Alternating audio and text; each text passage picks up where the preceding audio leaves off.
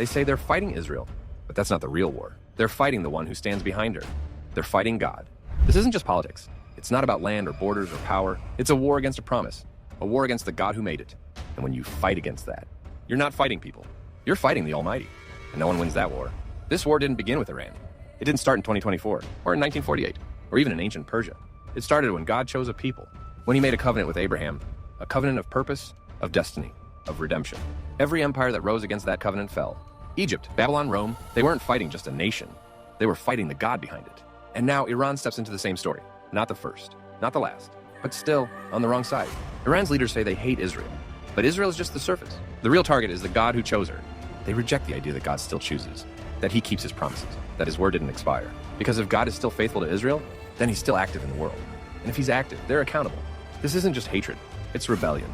Not against a flag, but against the covenant it represents. You can launch missiles, you can shout threats, you can mobilize armies, but you can't erase a covenant. God doesn't defend Israel because it's perfect. He defends it because it's chosen. And that choice wasn't made in a UN resolution. It was made in eternity. Every nation that rose against that choice was broken. Not because Israel was strong, but because God is. You're not fighting politics.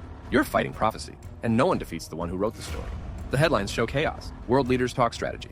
Analysts talk geopolitics. But the Bible already told this story, long before any reporter did. The prophets saw the nations rage. They saw Israel surrounded. They saw darkness rise. But they also saw something else. God unshaken. Still faithful. Still defending his word. So when you see Israel in the headlines, don't just see conflict. See confirmation. That what God promised, he's still fulfilling. God didn't choose Israel by accident. Through this nation, he gave the world his word, his prophets, and his Messiah Yeshua, the one the world calls Jesus. Israel's existence is not a political coincidence. It's a spiritual sign, a reminder that God is not finished with his plan. And that's why the hatred burns so fiercely. Because Israel isn't just a people, it's a message. A message the world can't silence, and Iran can't destroy. To curse Israel isn't just to oppose a nation, it's to stand against the God who chose her. That's not a political statement. It's a spiritual reality. God said, I will bless those who bless you, and curse those who curse you. That promise still holds. Not because Israel's flawless, but because God is faithful. Empires ignored it. Tyrants defied it. They're gone, but the covenant remains. This war isn't just about land. It's about the larger story unfolding beneath it all. It's about a God who keeps his word, a nation he refuses to abandon, and a world that still has a choice to make. So where do you stand? With headlines that change, or with a promise that doesn't?